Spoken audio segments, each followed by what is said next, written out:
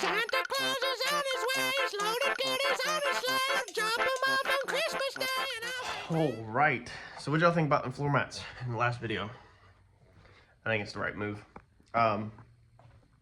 So as you've seen, we got everything put in. So trans tunnel, front trans tunnel. I still have not checked my Zeus buttons. I got to do that. I'm like 99% sure I've got to order longer ones, but I'm definitely digging the way this is coming out. I almost keep thinking about y'all, and I'm like, man, I need to film an update, but there's been absolutely nothing to update pretty much, because I am literally just running wires. Like, I'm just redoing wires. Like, you can't even tell unless you're here how big the changes are. Worked for a couple minutes on our shifter, got our air line, CO2 line coming out of there. Figured out how I wanted to get it down basically to the floor so that it can continue on with its journey. The old one was too short. Zip tied it together so they could be stacked on each other. We'll also have a plug that's going to come out of here that's going to get zip tied, so it will be a triangle pattern of a wire that also kills down there, and then they'll branch off, hit a P-clamp, and then they're going to keep on their route back there. We ordered another 52-piece P-clamp kit. Dude, that thing was $15 on eBay. Check this out. So to find this thing, type that right in right there. 52 PCS, which is pieces, cable clamps assorted kit. Type that in. That part number doesn't do anything. Type that in right there on eBay. Change your search results to the lowest first. 15 bucks. Whole box, which I have used them up. I've got some scattered in here, but a whole box of, this is the bigger one. I ordered this separate. But all of these different ones like this, whole box, 15 bucks of metal P-clamps. You can't beat that, dude. We have got a ton of packages in, packages out the butt. There's more inside the house, everything. They're piling in, so we're ready to rock and roll. I'm trying my best. I was about to move on to laying in some more wires, and that's why I just need to stop and update y'all on all of this. So we got in our Holley extensions. Somebody asked about this in the previous video of where they came from. So this is where they came from, EFI Connection.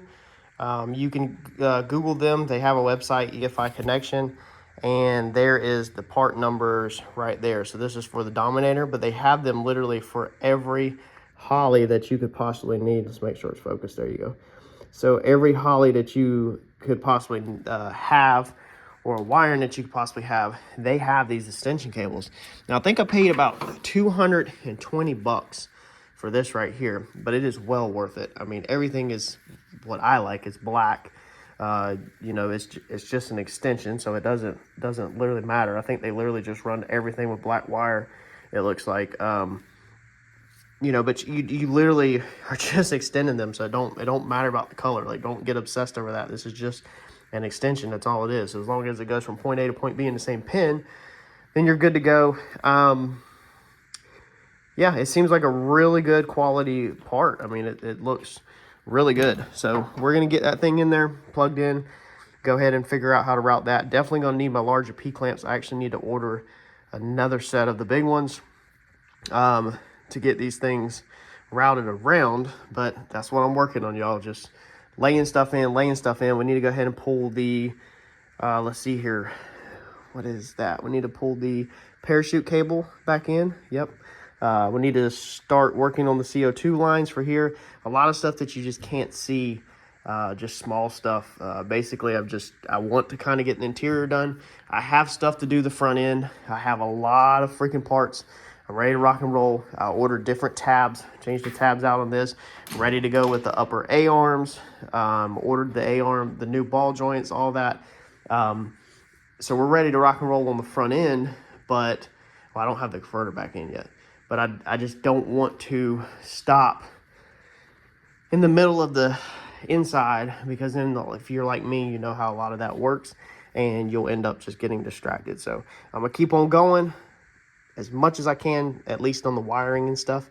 We're not going to put seats in or nothing like that, but just keep laying wires and hoses and everything in here as much as I can before we move on to that front. All right, so we got this little shifter plug up here on a bench, and here's another example of hidden potential issues with this car that are in the back of my head that y'all don't know about that bug me. That's the reason why I want to cut the car apart and fix so much stuff.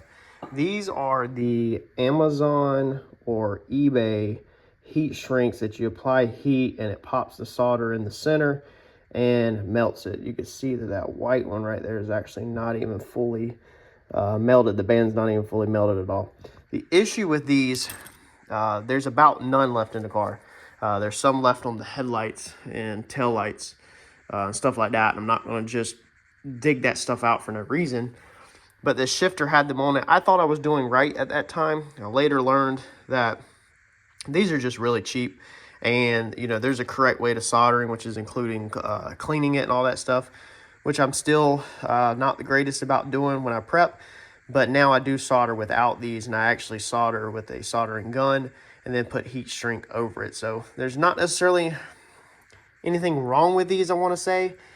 It's just on vital pieces such as your shifter, which does your shifting, commands when to shift, and your neutral safety switch, which allows the car to crank.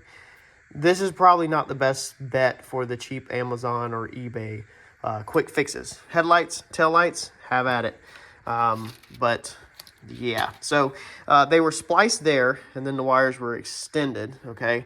And then they run all the way out to the car, and then this is where another splice was made. This is the neutral safety switch, and it went to a smaller wire, which at the end of this, I showed a couple videos, was spliced again and stepped back up to a larger green wire.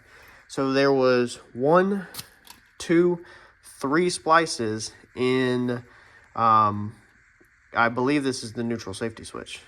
Maybe it's not. This goes to the starters. Maybe this is the signal wire. Actually, this is probably the signal wire. This is the wire, the small wire that goes to the starter. So it's big, then it steps down small, then it steps back up big. Not the greatest. So what we're going to do is we're going to come in front of these connections right here, and we're going to cut them, and then we're going to run continuous wires all the way to where they go. Now this pink one went to the switch panel. This pink one actually is probably the neutral safety switch, because this runs up the bar and goes up to my ignition panel, which is the starter button, and goes to the shifter. So maybe that's the neutral safety switch. I'm not 100% how all this works, but it was working and the car was running.